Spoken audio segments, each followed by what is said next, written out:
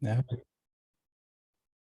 as we go live and open our doors and welcome everyone, it became a tradition to kind of say good morning, good afternoon, and good evening, wherever you are. Thank you for being with us one more time.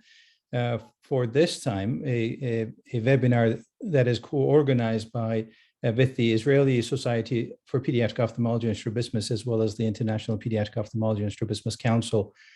And as always, the webinar is hosted by the American Academy of Ophthalmology team, and I would like to thank Dan and Michael for all their efforts in advance.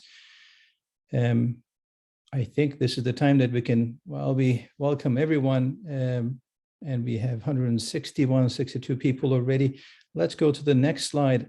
This webinar is going to be unique, and our lovely Sati is going to tell us a little bit more about it. We do have a simultaneous translation happening for our Russian-speaking colleagues. And Sati, would you explain how to utilize that, please? Good day, dear colleagues. Yes, thank you, Dr. Faruk. So Association for Ophthalmology and Strabismology in Russia organized the translation of this webinar in Russian. There is a globe icon among the controls of the bottom panel, and please choose English language if you want to hear webinar in English. Уважаемые коллеги, Ассоциация офтальмологов-стробизмологов организовала перевод данной конференции на русский язык, поэтому если на нижней панели здесь иконка глобус, выбрав русский язык, вы будете слышать синхронный перевод вебинара на русский язык. Thank you, Dr. Faruk. Specify. And Maxim is our translator. Thank you, Maxim, as always, for your fantastic translation. You can go to the next slide. I would like to give a quick update on the International Pediatric Ophthalmology and Strabismus Council, as always. You can go to the next slide. As you all know, we have more than 90 member societies under the umbrella of IPOSC, representing more than 20,000 individuals. Next slide, please. And this is the board of the directors. In July, we will have some changes, and some of us will stay on board, and some of us will be joining to the board. Next slide, please. Quickly, I want to acknowledge all the fantastic work that the advisory board has been doing. Next slide, please. And these are the committees that are currently active under the IPOSC umbrella, led by, as you can see, well-renowned people. Let's go, we're going a little fast. If you can go, that's it. Let's go to the next slide, please. One of the most active committees has been the ROP committee, led by Paul Chan under the umbrella of the ROP. There are 3 subcommittees, as you well know. And next slide, please. The SIPA committee is fairly active, as always, established the 3 center of focuses for helping with the ROP efforts in Africa. As you all know, Nigeria, Rwanda, and Uganda has now are fully equipped for ROP care, and there are pending visits and training underway for these countries and sites. And then the phase 2, which is started by the team already, with now 9 more centers identified across Africa, and so a lot of gearing up towards there. Next slide, please. An IPOSC training and education committee among all the list of things that you're seeing that the committee does. Let's go to the next slide. Similar to this webinar, again, our monthly, and sometimes even a little bit more frequent than that, we do go and visit our member organizations, just like today. Now we're in, along with our Israeli colleagues, and it's an honor to be with them. Next slide, please. The vision screening and the iPad committee committees are the newer committees as they are gearing up. The iPad committee right now gearing up for a 12-month training and certification program starting in September 2022 in Gambia. Now, this project is funded through the generous donors and working on obtaining new items that are identified for the site. And the vision screening committee, again, the efforts have been partnered with the IPOSC and the CF of IPOSC, and more to come. Next slide, please. Probably the newest committee is the smartphone, the SPROP committee, which already had been existing in South America, where all of the countries are represented, and then physicians from all the South American countries have got together to communicate and document and teach each other on ROP on how to do. Now this officially became an IPOSC committee, and more to come. The biggest thing among many is Microsoft has been lending their technology, and a AI platform and application is about to be kickstarted first in these sites, and you will hear more about this, which will be free for everybody. The next slide, please. Stay tuned for our new administrative team is onboarded already. The same team, the GMP, the Global Management Services, has been taking care of IPOSC, as well as the CF of IPOSC. They will be helping us more with the communications, the project oversight and finance, and the new website has been built right now, and you'll hear more about that. And so stay tuned, and we will, again, send more information about them. Next slide, please. Now, it is my pleasure to hand it over to Dr. Alvit Wolf, who is the chairperson for the Israeli Society for Pediatric Ophthalmology and Strabismus. She's also the consultant pediatric ophthalmology and strabismus at Carmel Medical Center, Haifa, Israel. Thanks for having us, Dr. Wolf. Hi, welcome to all our speakers, our audience members. It's a true honor to be part of this collaboration with the IPOSC. We are truly excited about this wonderful event. It's a great format, and we hope that it will be a teaching experience for everybody. I would like to especially thank Dr. Faruk Orgi and Tamara Wygnanski for making this webinar possible. And I would like to also thank the AAO for hosting this event. The Israeli Ophthalmological Society is over 400 members, and the Pediatric Ophthalmology Society is about 40 pediatric ophthalmologists. It's a very active group, and a few of the panelists tonight have been our guests and visited Israel, and we look forward to increase our cooperation with IPOSC and the AAO. Without further ado, I will happily hand over the moderation to Faruk and Tamara, and I thank you again and welcome everybody. Thank you. Thank you so much, Dr. Alvit. And no introduction needed for Tamara. She's my partner in crime today for the moderation. She literally put everything together for this webinar, along with JCM, obviously Sonal Prazavandi and Sadi, and thank you all for your efforts. Tamara is the Chief of Pediatric Ophthalmology and Strabismus Service at the Sheba Medical Center, Israel. Tamara, would you like to say a few words, please? Sure. Welcome, everybody. This is a different format. We know some of you have really had enough with the regular webinars, so we try to do it a little different. This webinar deals with clinical challenges. We have 8 panelists. 4 will present cases on strabismus, and 4 will present cases that are non-strabismic. Each presentation will include an audience response question, which all of you hopefully will answer. And they will be the answers and the subjects will be discussed by each speaker. Just to be all on the same page, we will show you an example of a question, if you can bring it on now. So just so we all know how to do this, this is a sample question. How long have you practiced pediatric ophthalmology? 1 to 5 years, 5 to 10 years, 10 to 20 years, over 20 years, or I am not a pediatric ophthalmologist. Please punch in your answer, and the poll will be on in just a few seconds.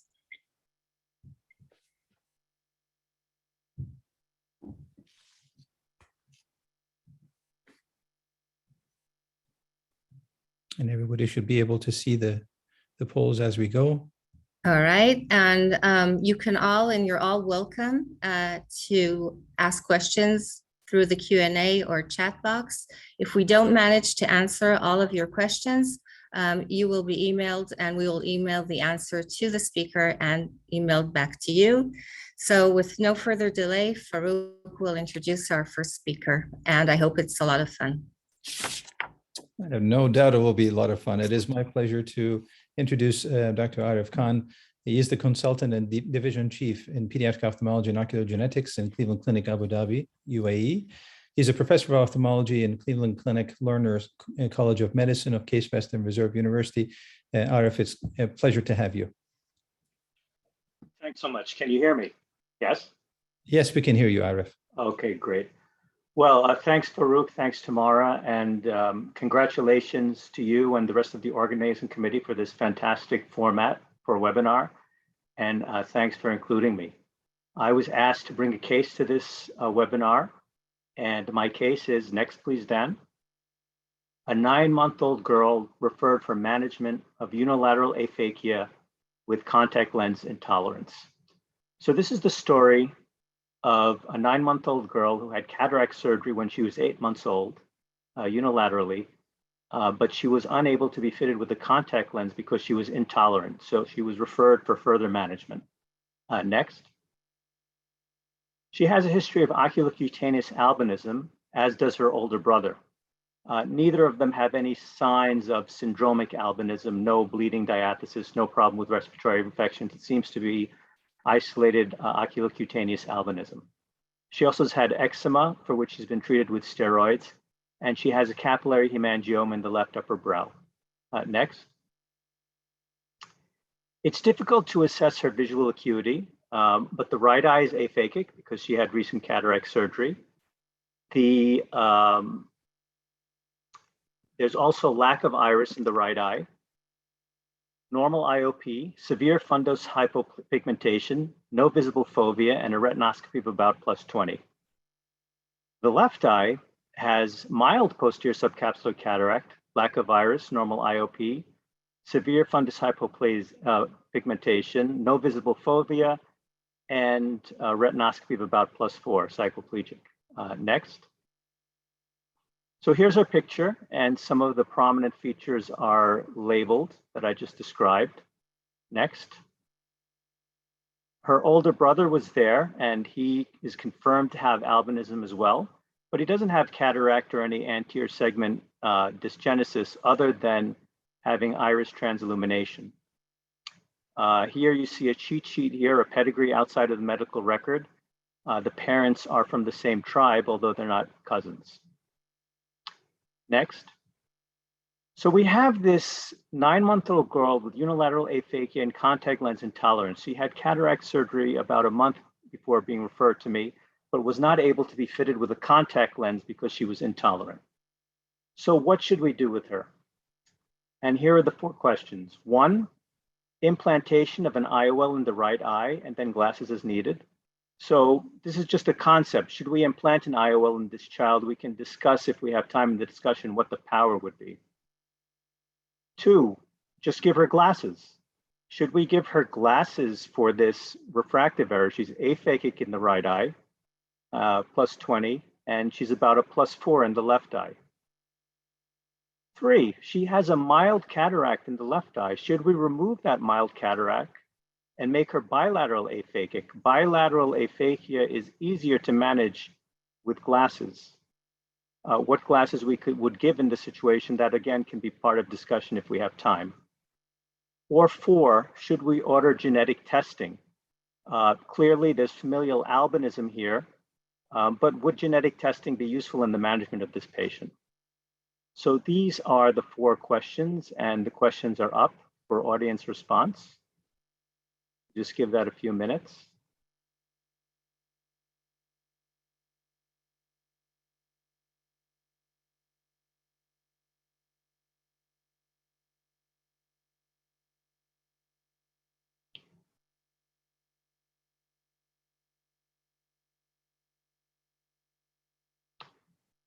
Okay, and it looks like the majority of the response was 37% implant PCIOL on the right.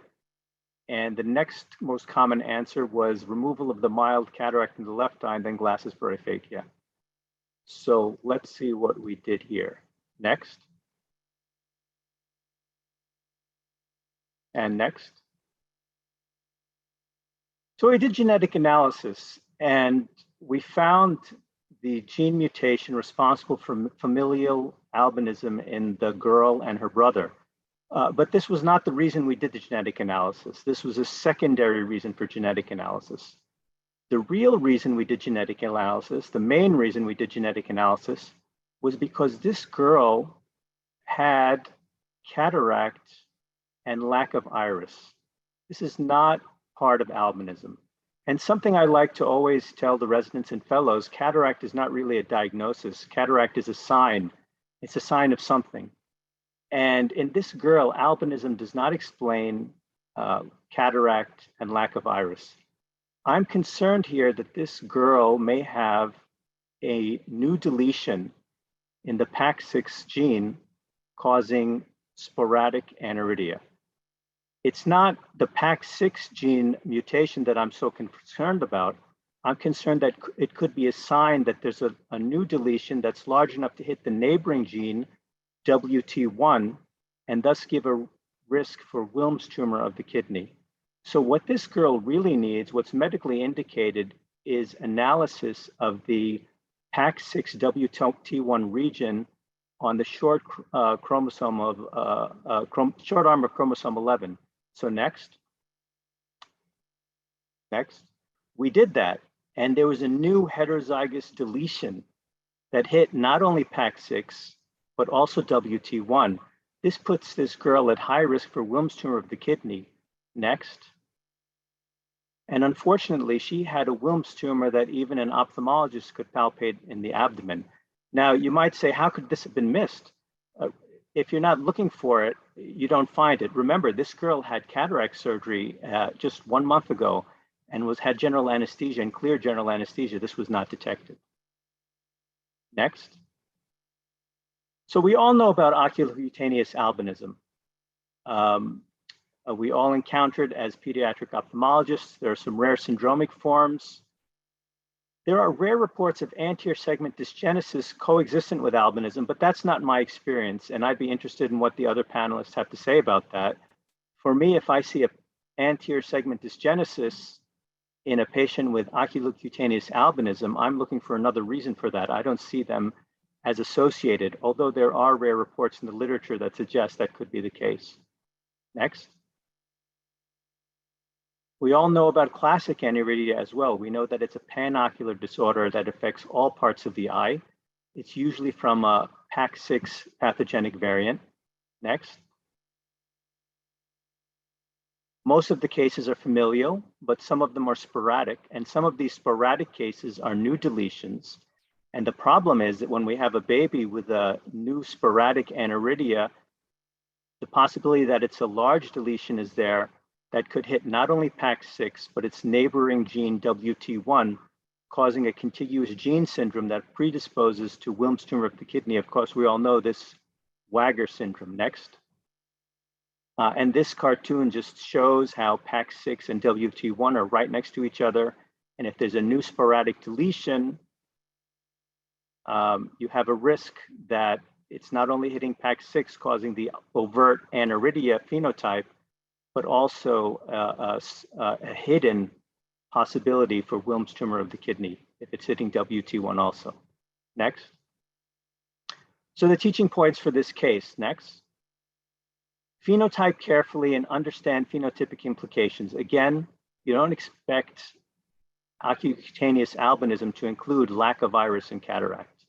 Next. Children with familial recessive disease, like oculocutaneous albinism, are not protected from developing unrelated additional disease, such as a de novo heterozygous deletion on the short arm of chromosome 11. Next. Finally, sporadic classic aniridia can confer a risk for Wilms tumor of the kidney.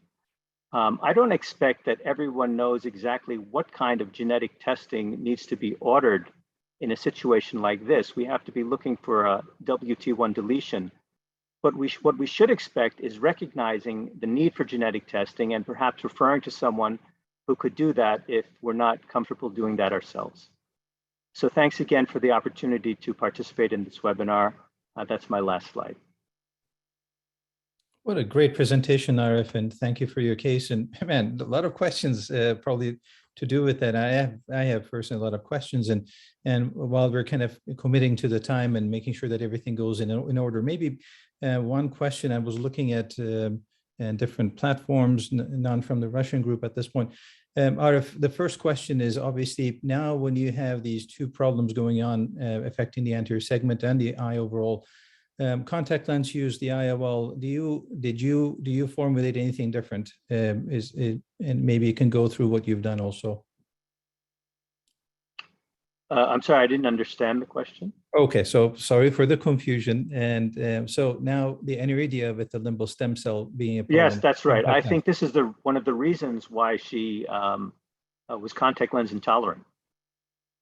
Mm-hmm. Yeah. So this is a problem. So that's why contact lenses could be a problem. This is an unusual situation. We're not usually dealing with aniridic patients who need contact lenses. This patient also had cataract. And so actually she had much bigger problems than the cataract. She needed surgery and chemotherapy.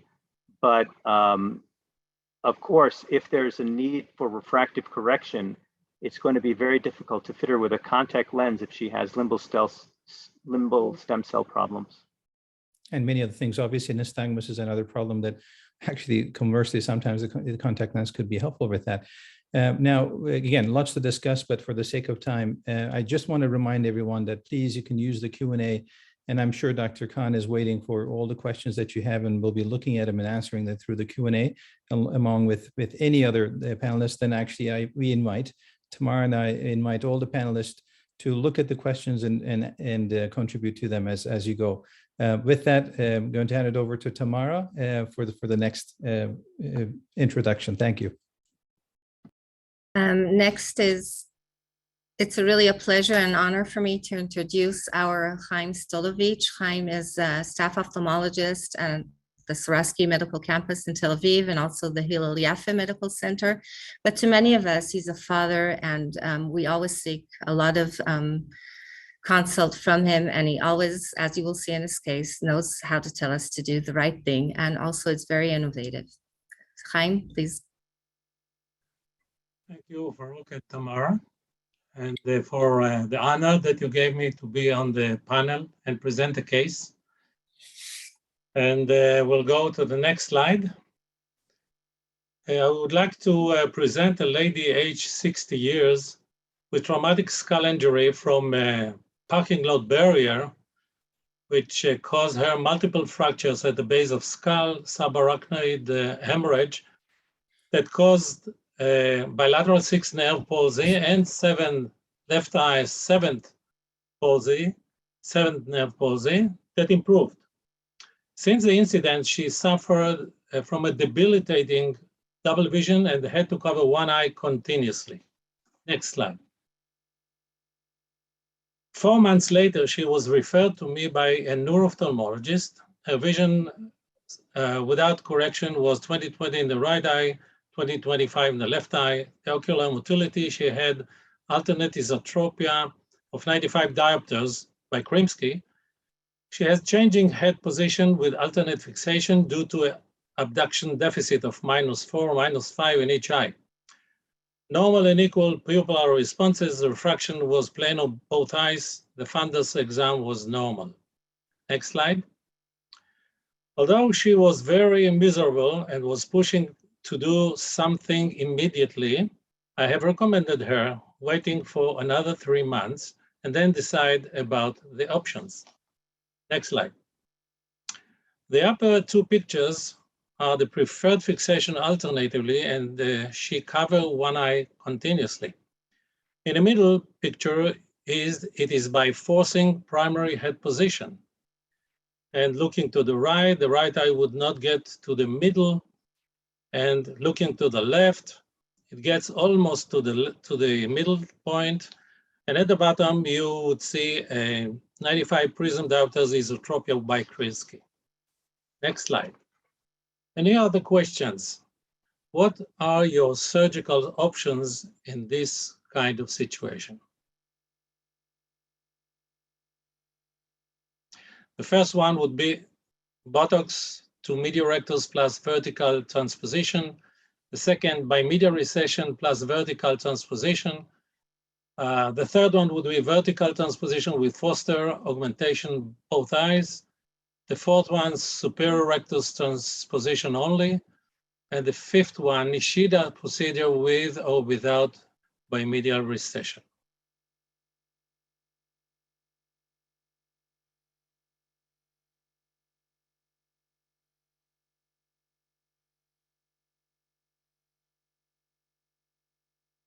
Can we see the answers?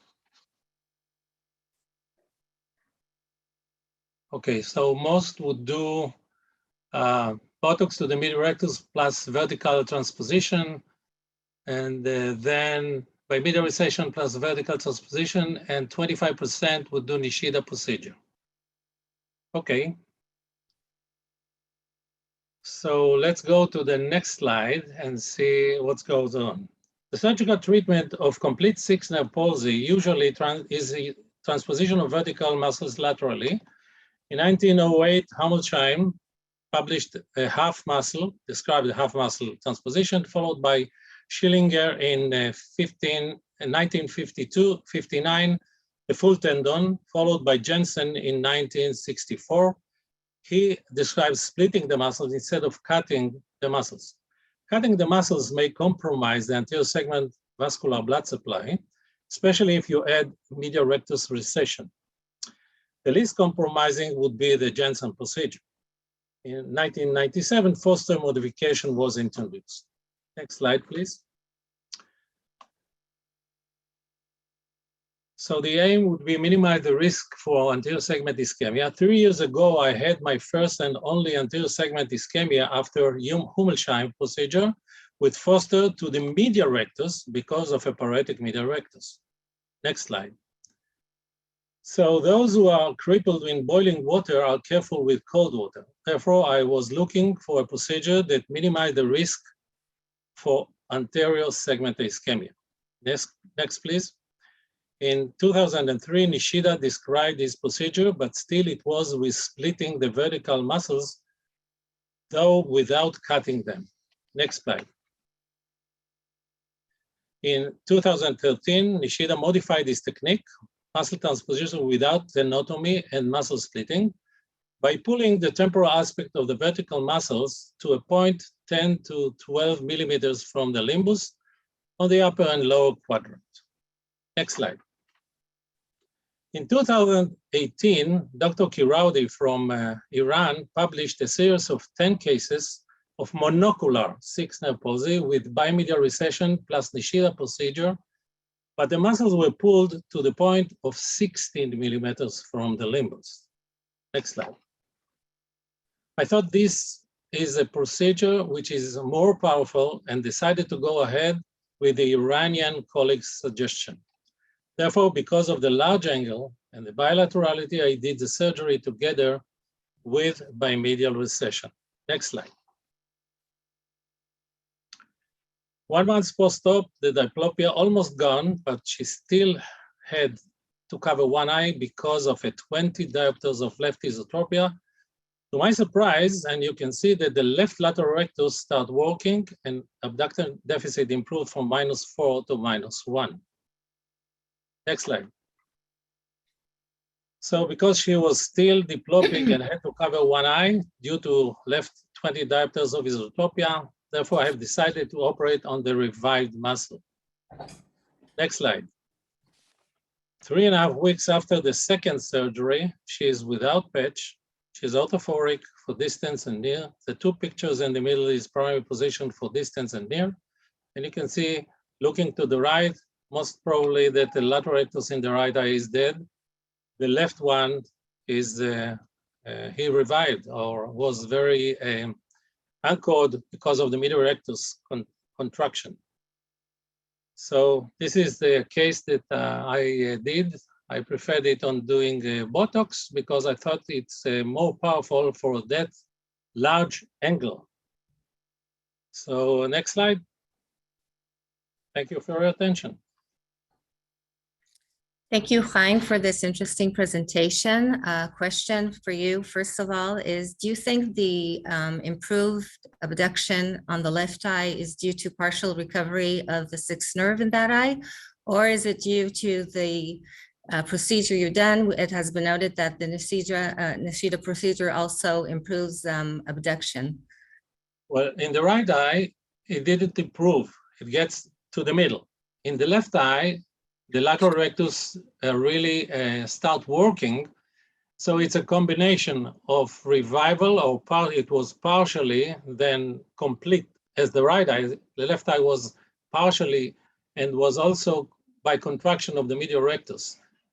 So I think in the left eye, although I did the Nishida in the left eye too, it was still 20 diopters of left esotropia. And only after resection of the lateral rectus in the left eye, it became orthophoric. So the question from the audience is, if you had waited a little longer, is it possible that you could have done only a resect on the left eye and done what you have done in the right eye? Well, it might be, but I think she was so miserable, and I wanted to rehabilitate her ability to use both eyes together. So that's why I operated on 7 months after the injury. Perfect. Another question is, for all the speakers and the panelists, do you use the Nishida procedure for other diagnoses, not only sixth nerve palsy? Would you use it for Duane syndrome, for example? Or have any of you used it for what is called the modified Nishida procedure for transection of the medial rectus by using a ENT endoscope during sinus surgery, which has been reported by our New Zealand colleagues? Anyone on the panel? And Chaim first. Rosario? Yes, well, congratulations, Dr. Strovitch, for your very interesting case. Yes, we have done this technique for the medial rectus side and also on the vertical side. I haven't done it for Duane still, but for verticals, for unilateral palsies of elevation or depression, and for the medial side, I have done it too. I did it for a medial rectus in a case, 2 cases of third nerve. One of them was the anterior segment ischemia, no, I'm sorry. The anterior segment ischemia was not with Nishida. It was with Hummelsheim, with Foster, and two months before, I did the lateral rectus in the same eye. So, but it was apart, 2 months apart. But nevertheless, it caused. But I did another case of third nerve paretic medial rectus, and it is a powerful surgery. Thank you so much. Go ahead, Rosario, and then we'll move on. If I may add, we just recently published a series of multicentric study of 35 cases of Nishida among different colleagues all over the world. And it is a very nice technique in which it corrected about 40 diopters, the Nishida isolated. And if you associate it with immediate rectus, the effect may increase. So in terms of having numbers in the head. So. Steve, one last comment. Yeah, this comment. I haven't had quite the same results with Nishida. I find it's very helpful and is certainly to be contemplated if you want to avoid anterior segment ischemia. But I found that the full tendon transpositions are more powerful, and that's what I do. And if it's Duane syndrome, I've never done it because resecting the lateral rectus does just as good a job. Thanks. Perfect. So we'll move on to our next speaker.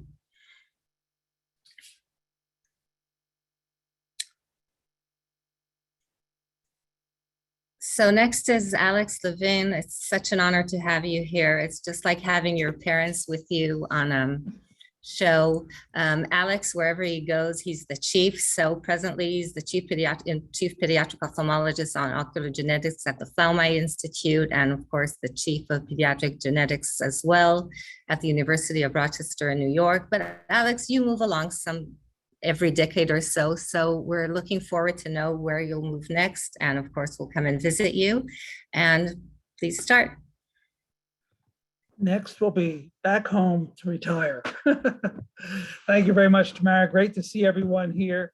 It's great to participate in this wonderful session. Thank you, Faruk. I'm going to present a case that is troubling, but is also educational. Have the next slide, please. So this is a colloidian baby. A colloidian baby is a baby that is born essentially with a membrane covering the entire body. There is congenital ectropion of the eyelids.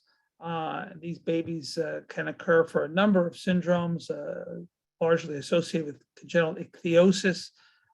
Next slide. This was a twin. The twin was affected. They were both born at 33 weeks and both had total cataracts. Next slide. So what would be your next step? Got to figure out a diagnosis here.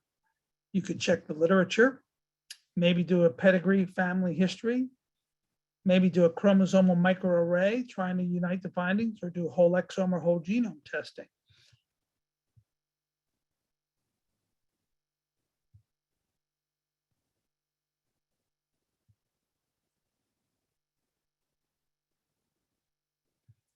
Okay, you can show the answers.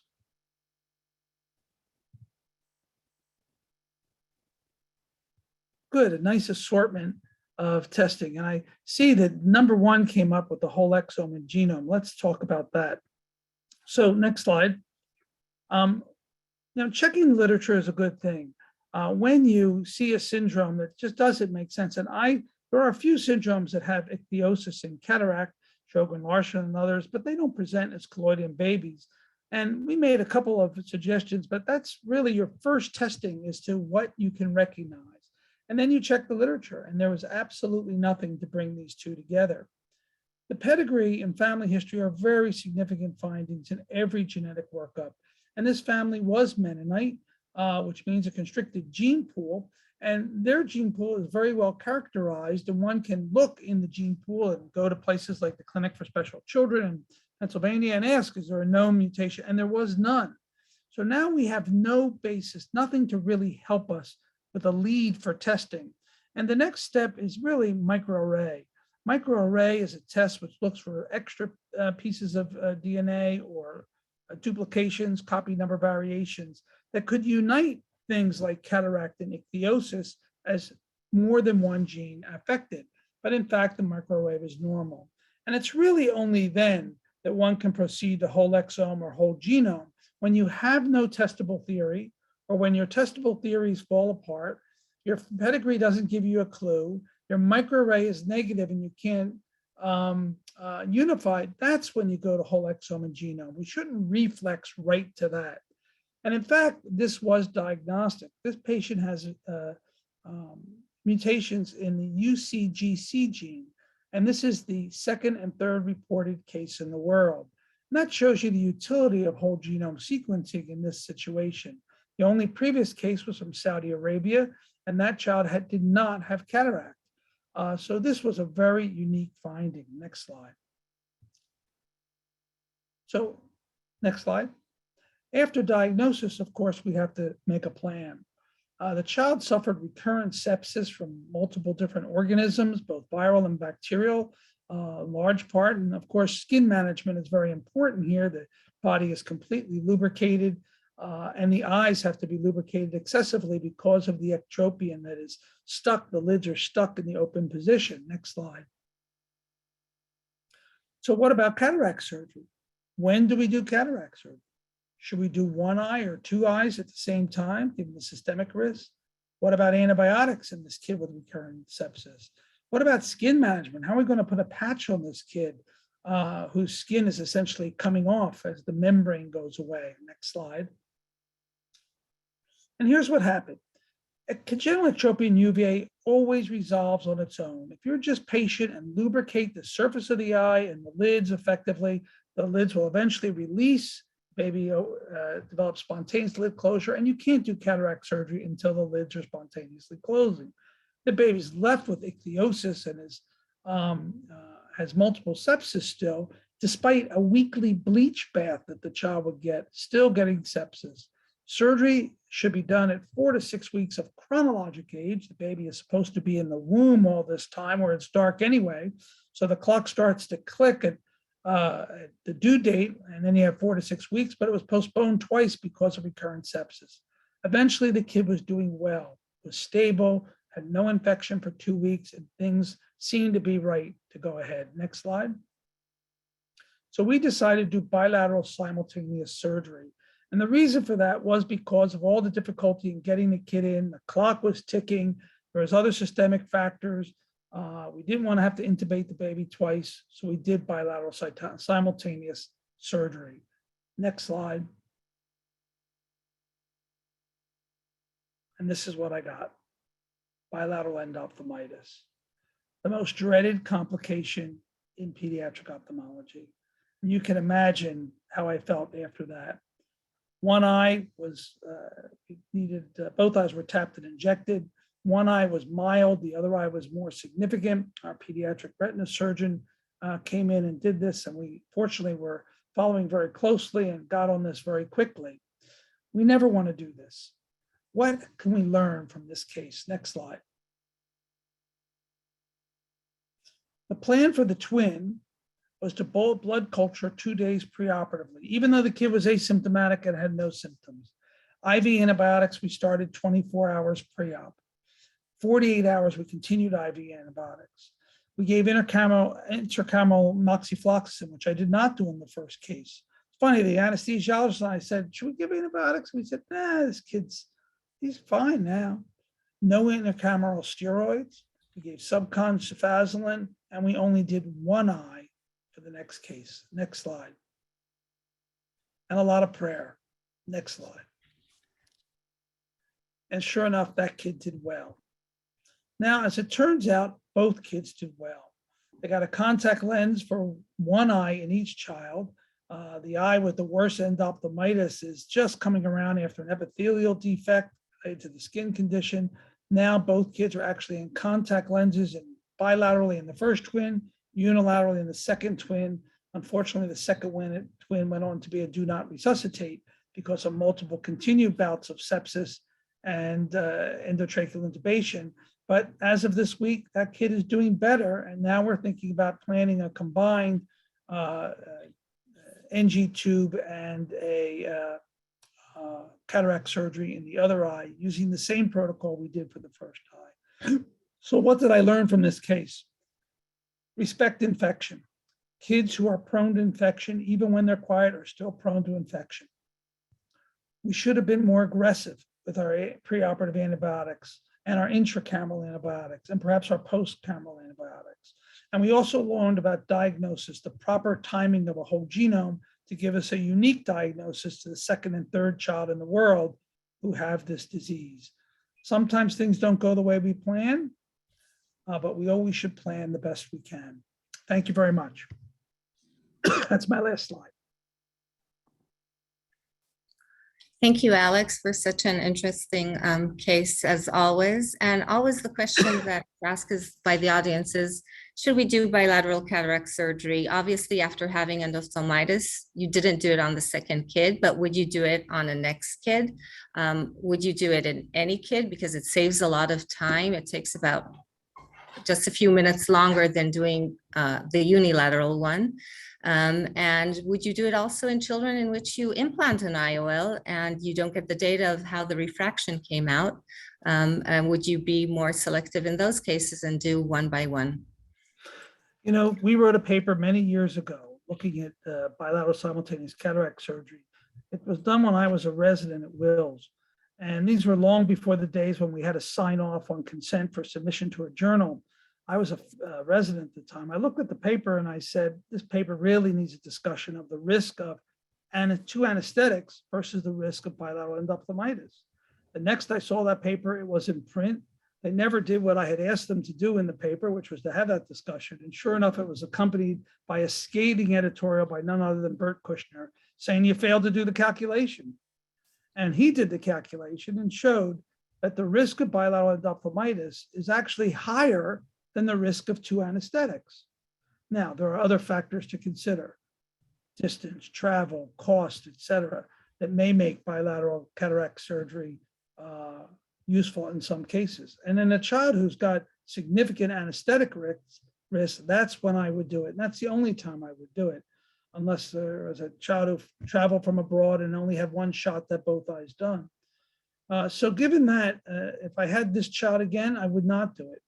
I think that if there's any risk factor for infection, this was a hematogenous spread, I would not do bilateral again, as I didn't in the second kid. But in a sick kid otherwise, I would consider it. But other than that, as a routine, I would not recommend it. Alex, what was the bacteria, or what was the culture results for the endophthalmitis?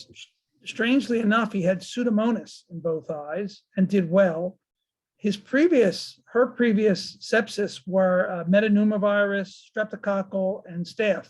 So this was the first time she was septic with that organism. Another question that was asked by the audience is, what is the life expectancy for a colloidal baby? And could you have, deferred surgery longer? Or it's hard to know with these cases, especially when you don't have any other cases to refer for. Yeah, when you have a colloidian baby, there's many possible causes, and the expectancy of prognosis depends on what the cause is. But many of these kids do extremely well. With lubrication, the lids come down, they do well. The kids, they really can do well. This child has other problems, and with this disorder, as rare as it is, it appears that it's got a worse prognosis. But they're doing really well. They're planning on going home. They're just on O2 nasal prongs right now. So I think these babies will do well if they can just keep from getting infected. And as they get older, the infection rate goes down. Perfect. Thank you so much. And Faruk, why don't we move on? Sure. Thank you again. Great presentation as always. Next, we would like to introduce our lovely Rosario Gomez de Liano, and then she's going to talk about the acquired hypertropia and XT. Thank you for being with us, Rosario. Thank you very much, Faruk. Thank you very much, Tamara and Alvit, for this very kind invitation. Of course, it's an honor to be here. And I'm going to speak on a special case of acquired hypertropia and esotropia. Next, please. Well, that's a patient that reaches the emergency room from another center because he was hidden on the left side by a horn of a bull. He had mild inflammatory signs in both eyes, no direct involvement of the eyeball. Days before, he attended also the emergency room because of bilateral conjunctivitis and was treated with steroids and chloramphenicol topically. Next slide, please. But he returns 4 days later because he had diplopia, left hypertropia, and a mild exotropia with a mild limitation of infraduction. When he underwent a CT scan, which was normal for the walls and for the orbital walls and the extraocular muscles, and our colleagues suspected it could be a form of palsy from the impact of the bull. But he returned 3 days later, and he had a right eye proptosis. The hypertropia and the esotropia was a little bit larger, and he had limitation of the infraduction. At that moment, they asked for an MRI of cerebral side and cavernous sinus, which was reported in 2009, which was normal. He underwent also a lab test, negative, also testing for myasthenia, thyroids, and many other factors that everything was normal.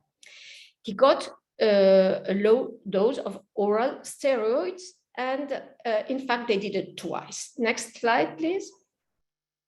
So that's the moment when it is referred to our institution 6 months after the onset. We see the patient with the right eye proptosis, the eyelid. He has a mild ptosis from our point of view of the right side, an exotropia, a right hypertropia with a limitation of the down gaze, as you can see downwards. Next slide, please. We did a passive reduction at that moment, which was quite restricted, and then we also ordered a new MRI. On the MRI, that was the first moment when we saw that he had an inferior rectus of the right eye, which was quite enlarged, and very small inflammatory changes in the left eye of the inferior rectus. The shape of the muscle affected only the muscle. It was exactly like a thyroid case, I mean, with a attendant respect, but the lab test was normal, the thyroid function was normal. We also did anti-ACH and many other, included the EGG4. We also consulted neurologist, and he did a jitter and other examination in order to outrule a myasthenia gravis, and he said it was negative. So next slide, please. So at that moment, it is my question, and it is not addresses for an orbital surgeon. It is addresses for us, for strabismologists. In that moment, which is the possible etiology do you have in mind? He has a motor rotations that they look like a nerve palsy. Could it be a myositis or an inflammatory pseudotumor? Is it a tumor or a metastasis, or does it look like a thyroid case, although the lab testing is negative? And that's a moment to try to check.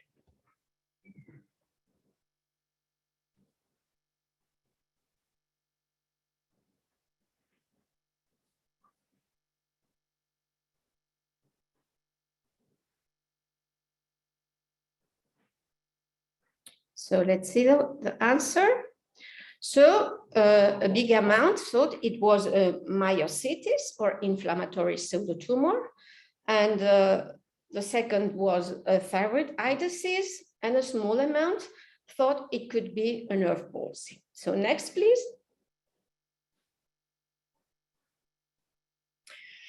So our first idea was that it was a thyroid eye disease, although the lab testing was negative. We know we have many euthyroid patients, but of course we wanted to outrule if it was not a myositis or an inflammatory case. The shape of the muscle, the lack of effects of the tendon, and the lack of response to the steroids doesn't look like a myositis or an inflammatory pseudotumor. The shape of the muscle doesn't look also like a tumor or a metastasis, and the shape of MRI looks like a thyroid eye disease. And of course, it can be combined with a partial nerve palsy, because I mean, the type of muscle that we have doesn't look like the clinical picture in terms of rotation that we have. So we had in mind, I work in a multidisciplinary unit in which we work as an orbital surgeon, an endocrinologist, and I am the strabismus surgeon. And of course, we thought, well, that may be the first thing, thyroid eye disease, but it is a very strange case. So what else would you think? Next one. So we placed the patient on the steroids. He had a mild inflammatory reaction at the very beginning, and with mestinon, but he didn't respond to them. Well, we tried, meanwhile, think about that the patient already was there by 9 months of evolution with prints and foils. And in fact, we did steroids, intravenous steroids, megadose, 2 times. And after 2 years of the onset, having the patient with the exact picture with minimal changes from time to time, we did what I wouldn't do it now, a right superior rectus recession in order to reduce a little bit the vertical deviation and to place the prism while we were waiting to future evolution. Next, please. Well, 9 months after and 3 years after the onset, he had a bilateral reactivation on a very infrequent way of reactivation. We have a bilateral affectum with a larger exotropia with limitation of many of the ocular movements, especially the medial, the adduction. The patient was still double seronegative for thyroid eye disease and for myasthenia gravis, but he began to have some aspects of clinical irritability and variable ptosis that made us suspect that we were on the rule of having a thyroid eye disease case combined with a myasthenia gravis. You may see on the left side how were the muscles that were at that moment affected, especially the two inferior rectus. The patient again had mega dose of steroids and mestinon, and we didn't see many more changes. Next, please. Well, we had several quite aggressive reactivations with the patient. At that moment, we didn't have the tetrotuzumab. We don't still have the possibility to use it in our center. So we use steroids, radiotherapy, then we use a tocilizumab, but it was when really our patient began to improve, and mestinon. And 4 years after, he became seropositive for ocular myasthenia, and 6 years after, he became hyperthyroid, and we found a nodule on the thyroid. So next slide, please. And what happened with the strabismus? If you see the picture from 2009, 2010, with the unilateral affection, then in 2012, when he had the bilateral affection of both eyes, and at the moment, he only had a right eye superior rectus recession, but what it was incredibly, that when all the inflammation and immunity slowed down spontaneously from this huge large exotropia, he went from esotropia to an esotropia, and after that, we began with the orbital decompression. Next, please. Yeah, no, there. And well, we did what is now easier, to medial rectus recession, to inferior rectus recession, and we advanced the right superior recession muscle that we did at the very, very beginning. Next slide, please. And here is our patient that we still deal with it. We still have to do some small modifications. Next, please. So what I wanted to bring that is thyroid and myasthenia may be associated. And in those cases, strabismus may be very variable and very atypical and very difficult to predict and to manage. And that is very special in the cases I have seen when we find a thyroid eye disease that is seronegative, when they are euthyroid, and where they are also negative for ocular myasthenia, but we have ptosis and small changes in the ocular movements. Next slide, please. And when eye movement disorders are not consistent with thyroid eye disease, but the image made you suspect an ocular thyroid eye disease and ocular myasthenia, we have to think on it because it is very rare, but in 1 to 8% of the cases may appear. And we have to think in those cases, especially when we have exotropias.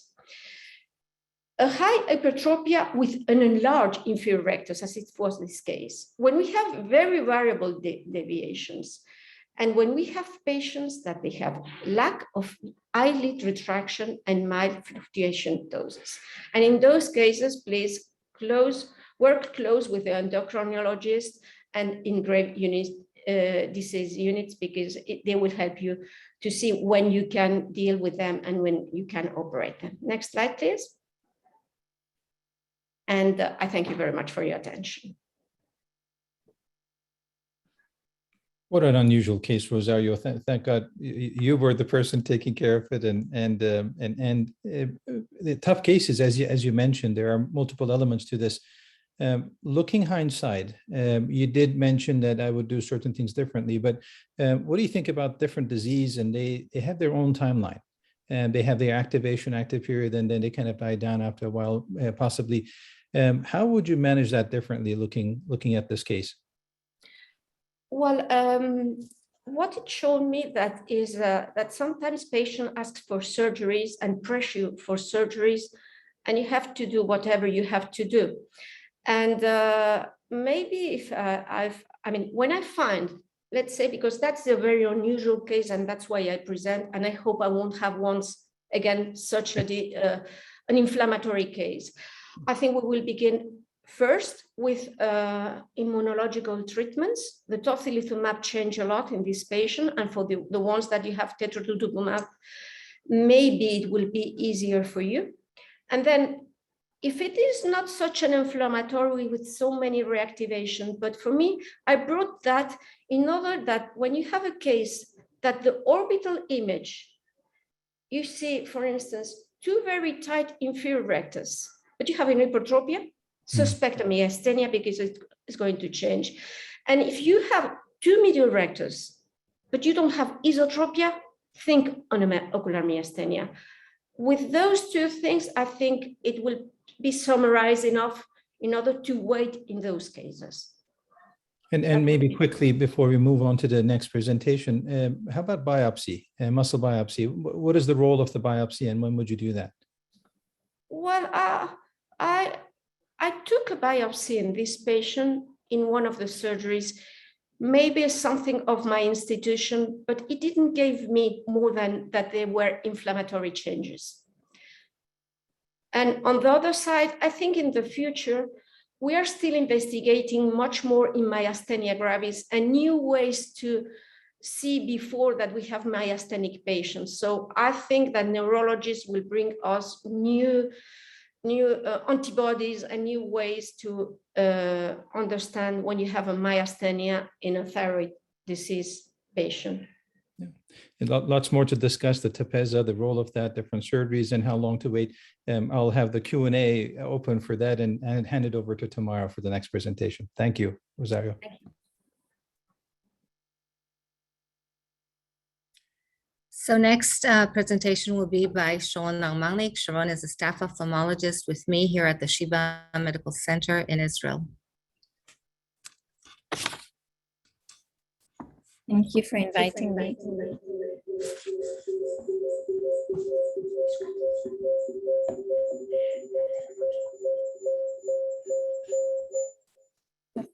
I'm from Sheba Medical Center. Just a second.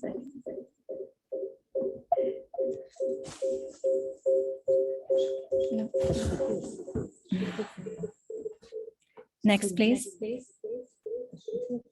So I would like to present a 6-year-old girl, healthy, ocular history of refractive correction for the past 2 years for suboptimal visual acuity. Her current prescription is as written. There is no ocular family history. On her eye exam, her visual acuity with her current correction was 20/40 on the right, 20/30 on the left. She had no strabismus, good stereo acuity. Her slit lamp exam showed a normal anterior segment, and the fundus picture we'll see in a second. Her cycloplegic refraction showed hyperopia with a slight astigmatism in both eyes. Next, please. This is a fundus color picture. As you can see, it's a mirror image in between the eyes. Next, please. If we look at the collage picture of the right eye, we can see an inferior crescent of the optic nerve and an inferior hypopigmented wedge.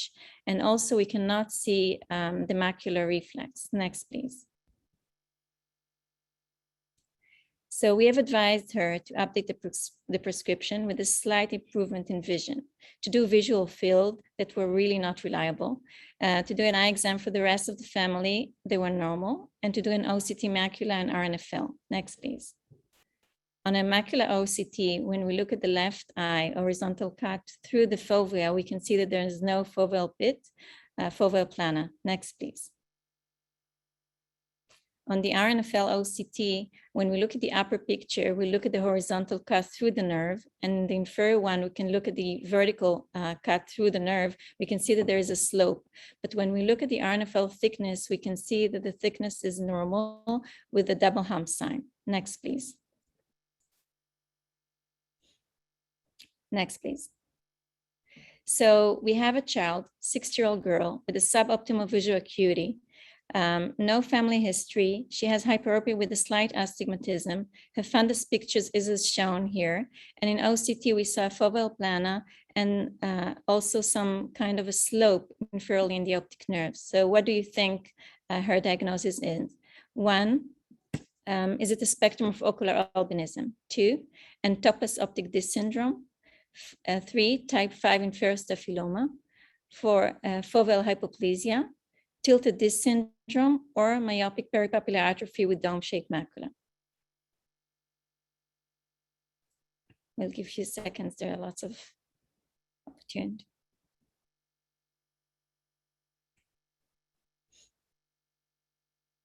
We can look at the result maybe now.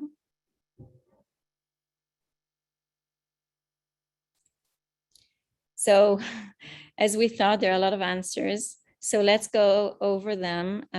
You mostly said foveal hypoplasia, as we saw on the OCT, tilted disc syndrome, ocular albinism with the hypopigmentation, or topless optic disc.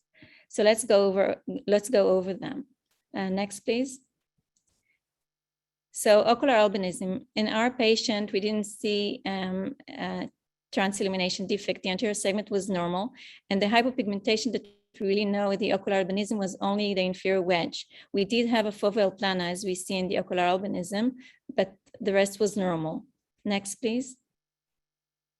In the topless optic disc syndrome, there is a segmental hypoplasia of the optic nerve. We can see a corresponding reduction in the thickness of the retina in the same area and a corresponding visual field defect. It's mostly unilateral, mostly sporadic, but also we can see it in a maternal history of insulin-dependent diabetes. Next, please. Type 5 inferior staphyloma is mostly with a high myopia that we didn't have here in this child, but fundoscopically, it is one of the differential because it looks quite similar. Next, please. Foveal hypoplasia, as we saw the OCT of that girl, can be associated with other condition or can be only foveal hypoplasia with good visual acuity. Here we saw some more pathological finding in the fundus. Next, please. Tilted disc syndrome is what we have diagnosed this girl with. We'll elaborate soon in a second, but let's just look at the OCT on the macula. We can see the top picture is a horizontal cut through the fovea, and the inferior one is a vertical cut. You can see that the bending of the retina inferiorly to the staphyloma. Next, please. Myopic peripapillar atrophy with dome-shaped macula, it is one of the best differential diagnoses for tilted disc syndrome. You can see this convex elevation of the fovea with an increased thickness of the choroid underneath it, but it does come with a high myopic correction that we didn't have in this patient. Next, please. So tilted disc syndrome is under-recognized congenital anomalies. It's quite common. It is 1 to 2% prevalence, mostly non-inherited. There are two theories. It's either delayed closure of the embryonic fissure or inferior nasal hypoplasia of the optic nerve head. There are anterior and posterior characteristics in the eye. So if we look at the posterior pole anomalies, we can see the inferior crescent as seen in our child.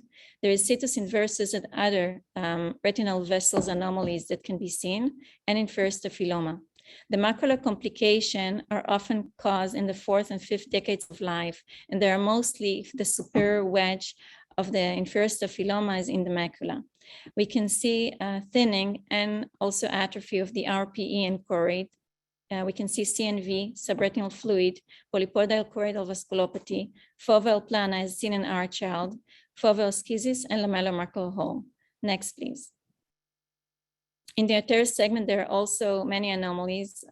We can see the corneal astigmatism, keratoconus, narrow anterior chamber. The refraction of those kids are mostly myopic with astigmatism from the cornea, But as you can see inferiorly at the plot, there is a big variety of axial length. If we look at the visual field of those kids, we can see an upper temporal or bitemporal visual field that do not respect the vertical midline. This is very important because one of the differential is a pituitary lesion. And also it's very important that we can neutralize this defect if we give the myopic correction for the staphyloma and then this defect disappear. Next, please. Thank you.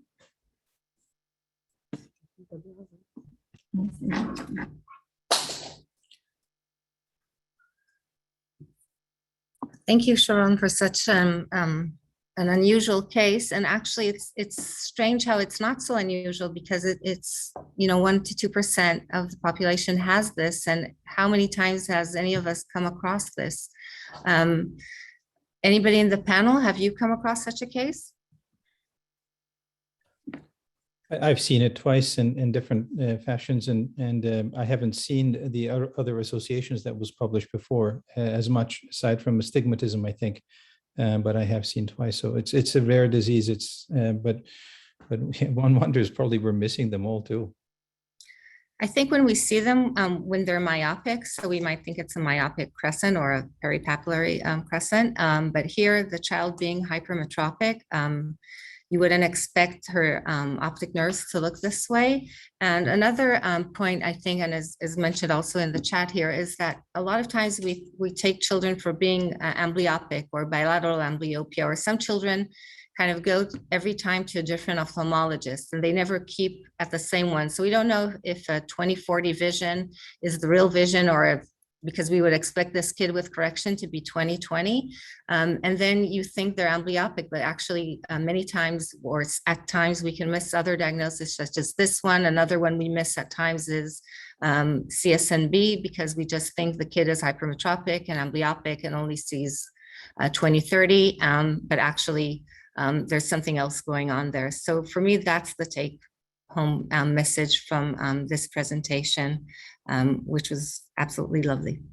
I think that this case shares in common with Arif's wonderful case, and that is when things don't make sense. In medicine, generally things make sense.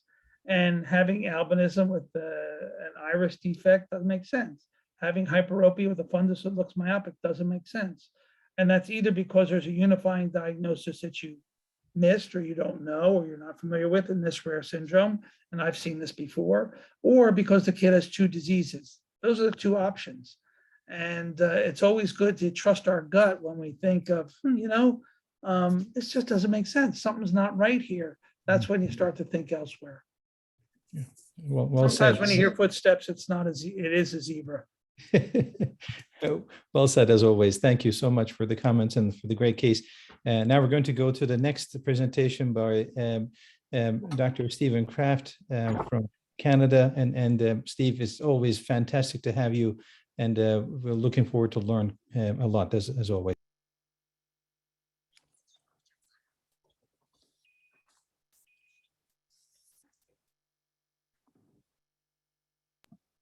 Steve, you're muted.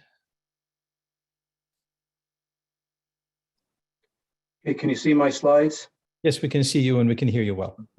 Okay, I'd like to say hello from Toronto, Canada to all our friends and colleagues around the world. For my Israeli colleagues, ani modeh me'od leTamara ba'ad ha'azmana hazot. Shalom lekulchem ba'aretz. And for my Russian colleagues, zdravstvuyte iz Canada.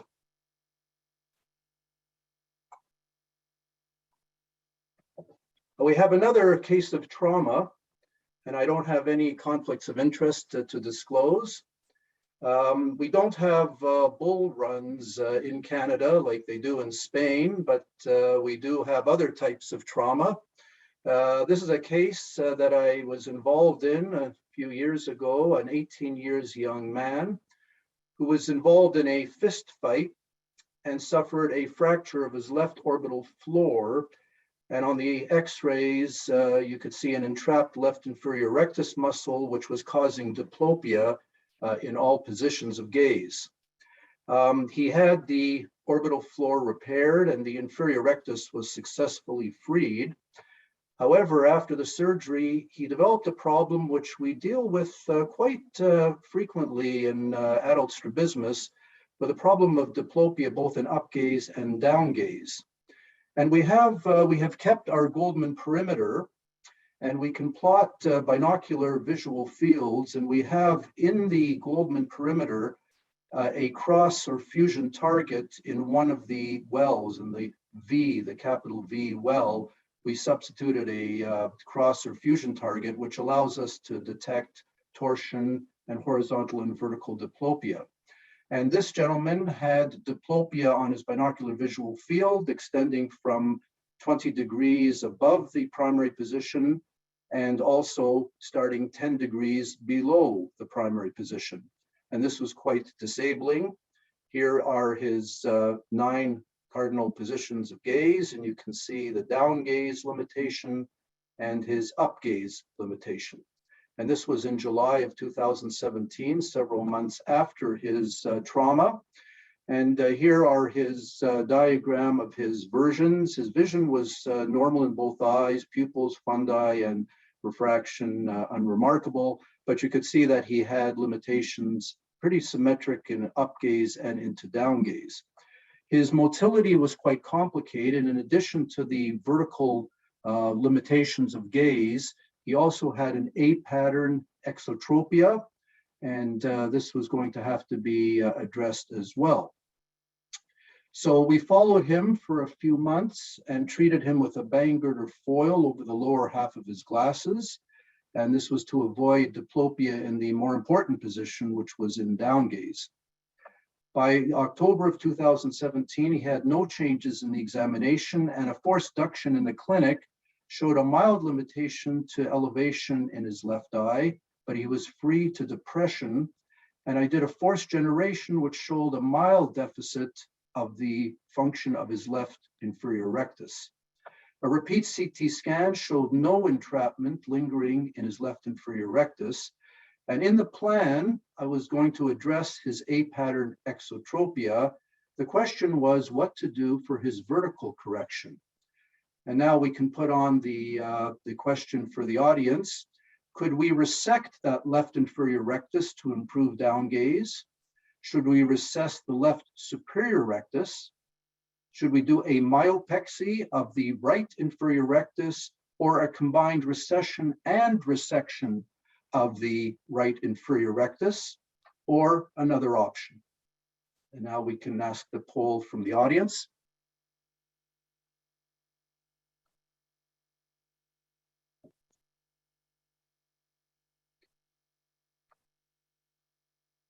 And I think, Dan, we can see what the survey says.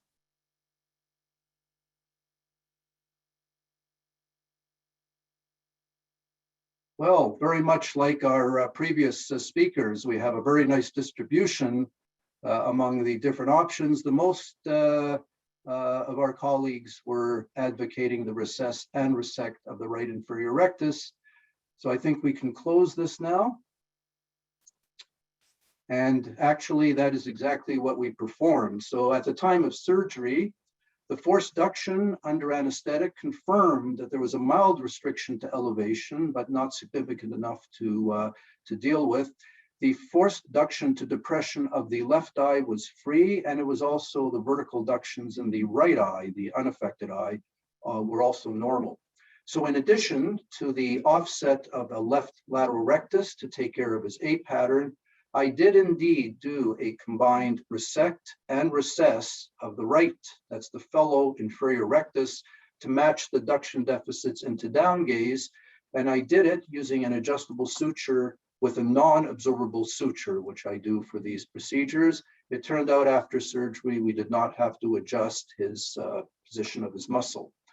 Postoperatively, a few weeks after surgery, he now fuses in primary position, and he still has straight eyes, orthotropia in primary position at distance and near.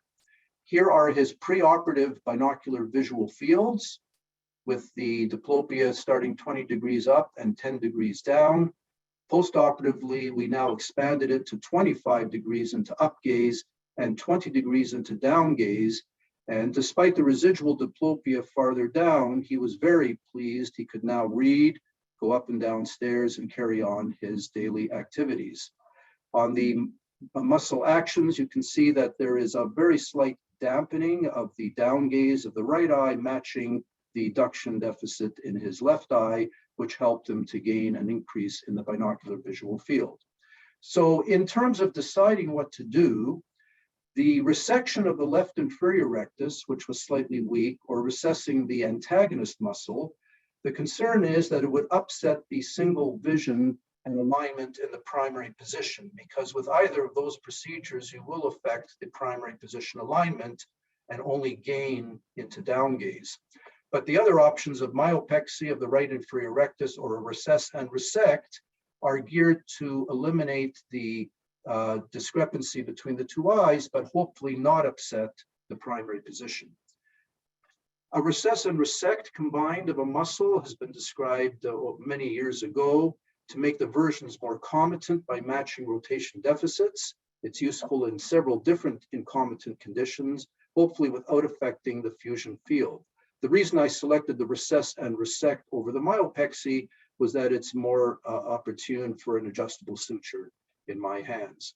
This surgery, as I mentioned, has been mentioned as far back as the early 1990s by our late colleague Alan Scott and by others.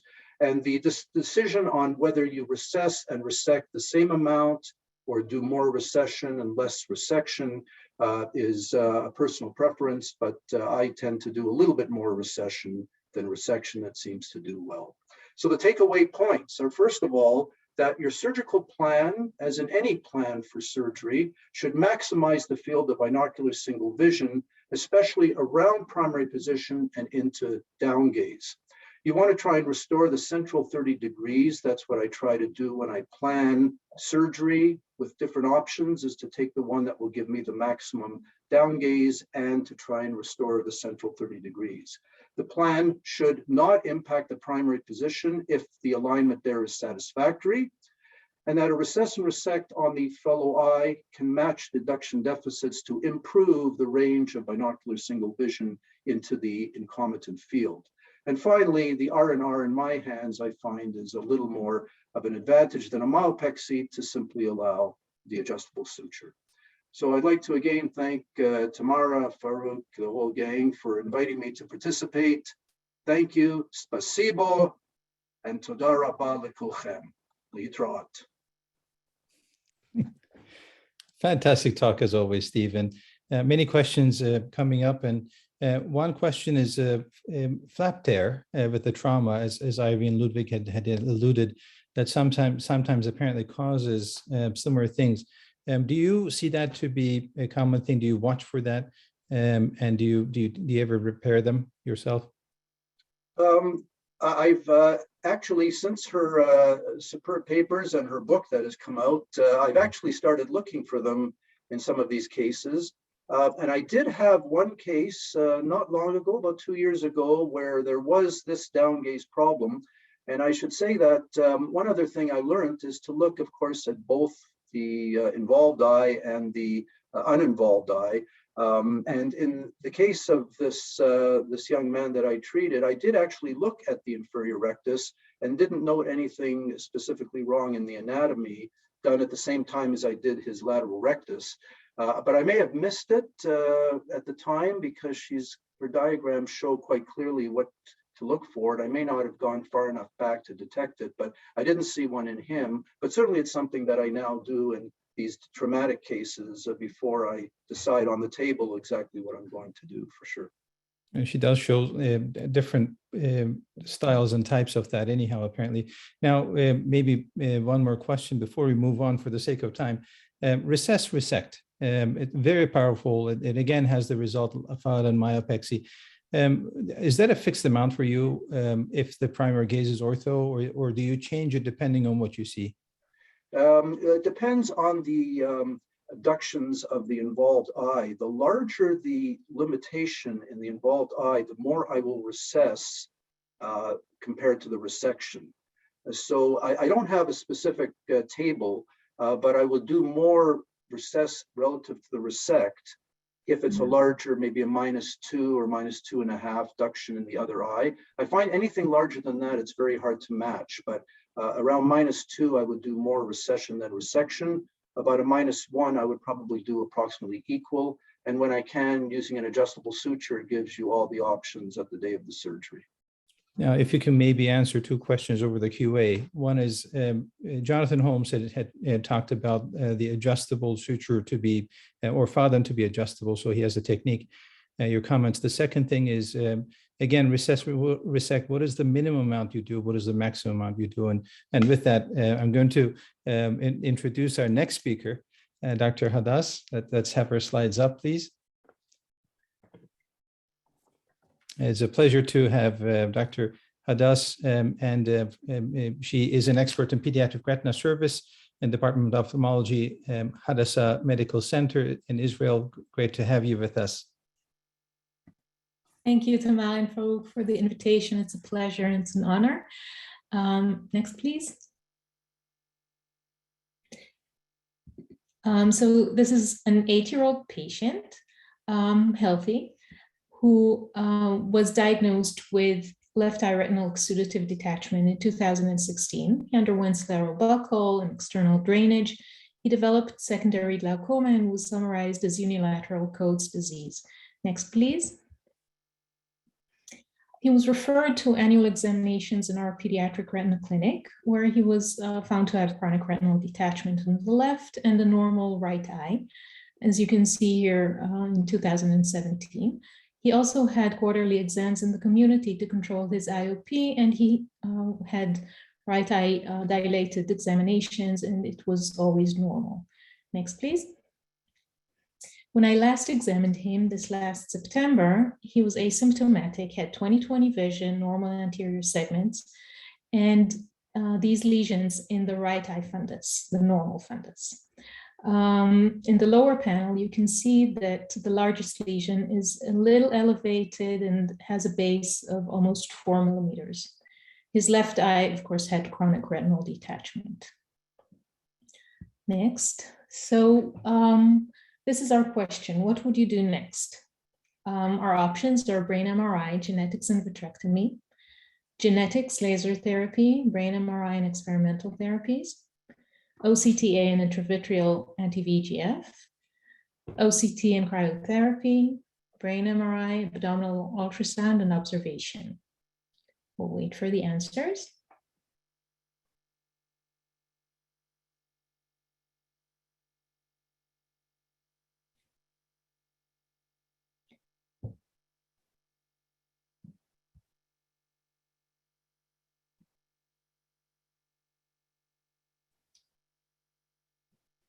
Okay. Okay, so we have a lot of you think that the second answer is the correct one, and I tend to agree. These lesions are very compatible with hemangioblastomas of von Hippel-Lindau. And in this case, of course, we would need brain MRI and genetics, but I would hesitate to do vitrectomy in an only eye. Cryotherapy would be also a little risky, considering the lesions that are quite posterior. Anti-VEGF was not shown to be effective enough, and observation also with these pretty large lesions in an only eye could be risky. So next, please.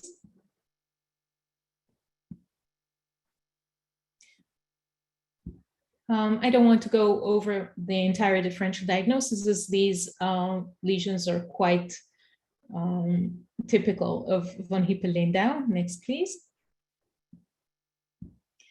So this boy was sent for genetic therapy, testing, I'm sorry, and he was found to have a de novo mutation. Just to remind you, the VHL is a tumor suppressor gene that follows the 2-hit model, like retinoblastoma, with a congenital mutation followed by a somatic mutation. Next, please. And next, please. Okay. Under normoxic conditions, the VHL suppresses the HIF complex. And under hypoxic conditions, or when the VHL gene is mutated, the HIF complex induces angiogenic genes like the VEGF gene. Next, please. The VHL syndrome causes systemic tumors, and 60% of patients also develop retinal capillary hemangiomas that may cause exudation and traction and vitreous hemorrhage and often lead to blindness. Next, please. Our treatment options include observations for very tiny peripheral lesions or for juxtapapillary lesions where treatment may cause more harm. Laser is probably the most common treatment. This is what we did for this patient. You can use different wavelengths, and here we targeted the lesions themselves, as well as the margins to prevent exudation from traveling to the macula, and also the feeding vessels. Following 2 sessions of laser, the feeding vessels of the 2 largest tumors were still open. Cryotherapy is a good option for very peripheral lesions or lesions that have a lot of fluid around them and laser can't catch. There are other options like radiotherapy and PDT and anti-VEGF. And vitrectomy is sometimes indicated, and if you're interested, there are beautiful surgical movies of resection of hemangioblastomas by Christina Wang on the AAO website. Next, please. But I promised an experimental drug. So belzutifan is a HIF inhibitor that was recently approved by the FDA for treatment of VHL-related tumors in the brain and kidney. Next, please. In the phase 3 trial, 29 of the patients also had retinal hemangiomas and were followed by ophthalmologists. And more than 50% of them improved over time with only the PROS treatment. And the others were stable. Only 1 developed retinal detachment. Next, please. This is a picture from the ARVO abstract. And this is a lesion that was previously treated with laser, but remained active. And following 50 weeks of belzutifan therapy, it regressed and it improved. Next, please. So just the take home. First of all, on your annual exams, don't just go through the motions. Check both eyes well, you might be surprised. Also, in this case of VHL, the hemangioblastomas appeared very early in the first eye, were not typical, and then very rapidly in the other eye. And searching for experimental therapies may be very rewarding, and specifically belzutifan may play a role in ocular therapies in the near future. Thank you. Such a fantastic case and great presentation. A quick question: what is your retina laser setting, since that's your choice of treatment for these? Do you kind of cook it slowly? Is that what you do, and you arrange the laser accordingly, or and is it a one-time treatment? Do you do it multiple sessions? What is your algorithm? Usually, a few sessions are required, especially for the largest lesions. I use longer exposure, and for the lesion itself, usually you don't see bleaching immediately, or sometimes you see it bleach and then recurs. The smaller lesions are obviously easier and do not require so many sessions. And you can also target the feeding vessels. But it usually requires quite a few sessions. And I was, while you were presenting the pictures, especially the prapier that you mentioned with the novel therapy, I was looking at the vessels. The entire vessel group was a little bit more calibrated before and looked a little more thinner. I wonder if the HIF inhibitor is causing anything to the general vasculature as well. And in your case, seems like there was an avascular zone after the lesion too. And would you do anything for that? And if the answers are long, please feel free to write it on the chat so we can all share. And I apologize for asking multiple questions because by convention, we are kind of over the time already. And thank you for everybody for patience and sticking with us. And we have one more speaker to go. What do you think, Tamara? Shall we keep moving or Dr. Hadas, do you have a quick answer to all the things that I asked?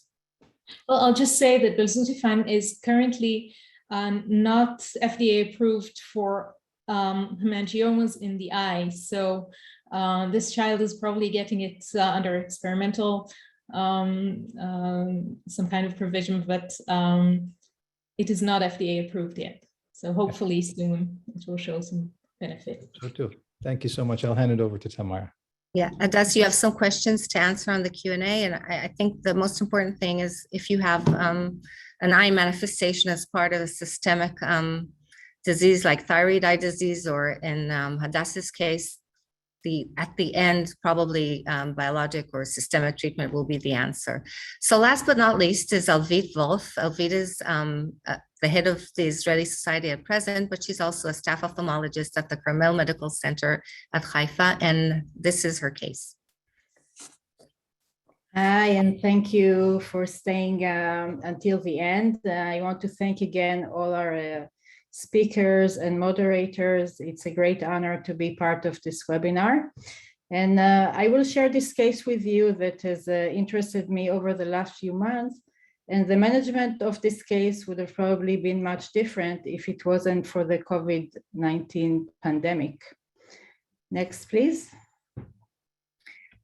So this young boy presented to my clinic almost 2 years ago with a complaint of a recent onset of esotropia.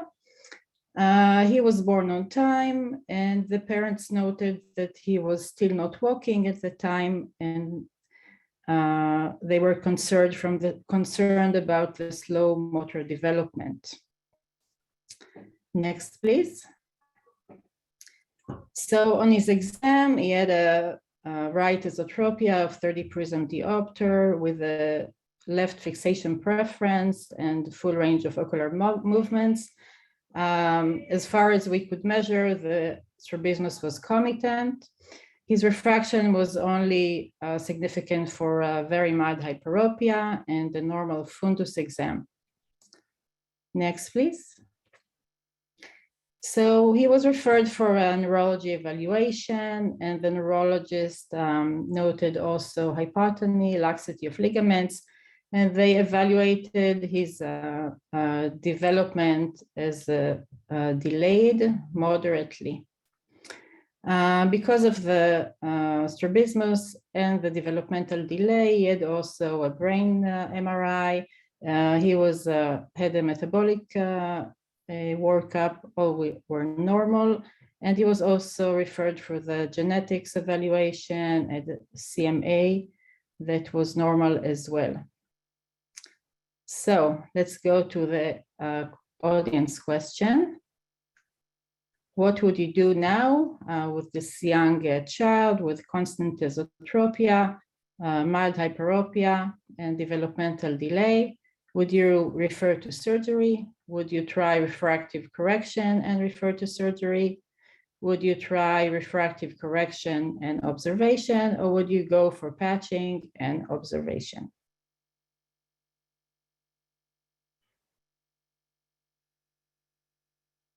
Okay, I think we can go for the responses now.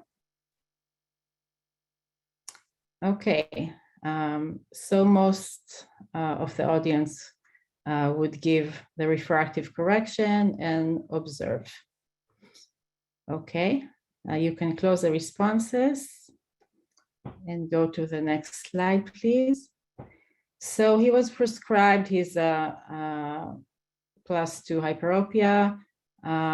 When we followed up, there was no significant change in the deviation. He was prescribed patching because of his left fixation preference, and their diagnosis now was an acquired non-accommodative esotropia. We discussed surgery with the parents. However, at the time, we had great delays in our surgery centers because of the COVID-19 pandemic, and we advised the parents to continue follow-up in clinic. Next, please. So happily, a few follow-ups later, now a year from the presentation of Esotropia, he came back to our clinic with straight eyes, no strabismus, and good fixation in both eyes. We're very happy. Of course, I was very happy that I did not operate on him, and we continued follow-up in clinic. Next, please. And at the next follow-up, he came back now with an alternating exotropia, good fixation in both eyes, and very brief fusion for near. So now I was even happier that I did not operate on him, and I was wondering what is going on. Next, please. So the entity of non-surgical consecutive exotropia has been previously described and is more common in hyperopic patients, especially above +5 with full or partial accommodative ET. However, the development of the XT is usually very slow, at least 4.5 years after the onset of esotropia. And these patients are managed usually by reducing their prescription or by surgery. Next, please. Just a month ago at IPOSC, Dr. Khalili from SeaKids in Toronto presented their 20 years observational study of non-surgical consecutive exotropia. They had 49 patients, and they had 14 patients with acquired non-accommodative esotropia. In their cohort, the XT presentation was late as well, averaging 5 years following the ET presentation. They referred 36% of the patients for surgery. However, we don't know yet the results of the surgery, and we don't know if these children tended to have a developmental delay. Next, please. When we think about angle stability in esotropia in children, we refer back to the Pediatric studies from 2008 that followed normal, healthy children with esotropia over 18 weeks. In this study, they had 60 patients with acquired non-accommodative esotropia, and they found that the angle was stable in only 37%. It is a short follow-up, 18 weeks only, but they did not report any cases of resolution of esotropia or consecutive non-surgical consecutive exotropia. We also know that developmentally delayed children with esotropia have unpredictable responses to our standard strabismus table and tend to have higher frequencies of consecutive exotropia. Next, please. So I would actually like to open this question to our panelists and ask, what would you do next? Would you continue observing this child, or would you go now for surgery? And if you do decide to do surgery, would you adjust your surgical doses? Thank you. Thank you, Alvit. I think having children with developmental delay is a totally different ball game, especially cerebral palsy. And these are the patients you should check several times, because we know that some patients with cerebral palsy can be sometimes esotropic, and then they give you look at a photograph they take at home and suddenly you see they're exotropic. But I think that since my fellowship, when we were told that this is non-surgical consecutive XT following childhood ET by Dr. Steve Kraft, I'll let him respond, because he also has the largest series, which, as you said, was had a paper at IPOSC this year. So Steve, go ahead. Well, just to be brief, I'm glad you included that. This is a very interesting entity, and what our study showed, we had about 50 patients, and they excluded kids with developmental delays and neurologic issues. So these are kids who are not Alvit, who are not neurologically impaired, as far as we knew. You know, there's a whole discussion we can talk about why these patients present this way. I think you know, the amount of hyperopia used to be thought that these kids would have high hyperopia, that it would be the more common scenario, but we found that the most of our patients did not have significantly high hyperopia, just like your child. And it makes you wonder whether these children are actually underlying exotropes, that they're actually basic exotropias, but they have a medial rectus tonus that keeps it latent. And then over time, as their medial rectus tonus changes, that eventually their true deviation, like you saw this spontaneously, is truly an exotropia. And it didn't seem to relate to whether they were amblyopic. It did not seem to relate to their sensory status. There were equal numbers of kids who had strong fusional responses early on in their course and some that did not. So we wonder if this new, you know, the new wave of discussion around tonus of muscles, whether it's just this tonus change, and these children are basically exotropes, and over time you have to fix it. And I think that means that when you do the surgery, I go by the social issues. You know, if the child's getting problems socially at school and is having other difficulties with you know, reading and schoolwork, that would prompt me to fix it. And I think you have to overcorrect these patients because their tonus change is going to create a propensity for it to recur. So there's lots to discuss. I won't go into it, but hopefully the paper will be submitted before too long, and hopefully it'll generate some interesting discussion. So thanks for bringing this up. So one just last question, Steve, but the angles you described in your paper from 5 centers were small angles. They were small ETs, not 30 like Alvit had. And then they went to small XTs. It's not such a large deviation as was described in this case. So it's kind of different in that way, isn't it? Yeah, but we did have some at the outlying side of it. You know, the averages weren't that high, but certainly there were cases with moderate esotropias, and there were at least a couple that had substantial exotropias. So it can occur, and you may have had a case that is at the extreme of the spectrum of these cases. And also very fast it happened. Your cases took a lot longer. Yes, yeah. And there's if obviously a spectrum. If someone started with a large infantile ET, would he still have, even if he developed consecutive exotropia, would he still have a nasal temporal pursor asymmetry or not? Very, very interesting question. I don't know. So perfect. Thanks so much. This brings us to the end of our webinar. Sati, can you just show us the next slide? And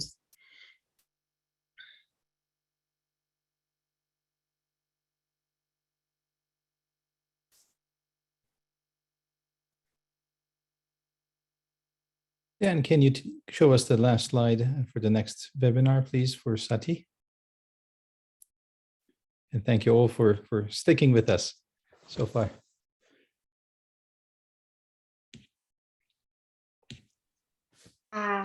Dear all, it's my pleasure to introduce you the next webinar of IPOSC, which will be organized with Philippine Society of Pediatric Ophthalmology and Strabismus. It will take part on 21st of May. It will be Saturday, and the topic of it will be very important for all pediatric ophthalmologists. It will be retinoblastoma now and the future, and the moderators will be Dr. Jean-Tierk de Faber from Netherlands and Roland Joseph Tan from Philippines. And we want to make a big emphasis on the special guest of this webinar, Dr. Carol Shields, because she will have a great lecture, Retinoblastoma 2023, Global Considerations, Outcomes, Chemotherapy, and How are we feeling? So join us on the next webinar that will take part on 21st of May. Next slide. Thank you.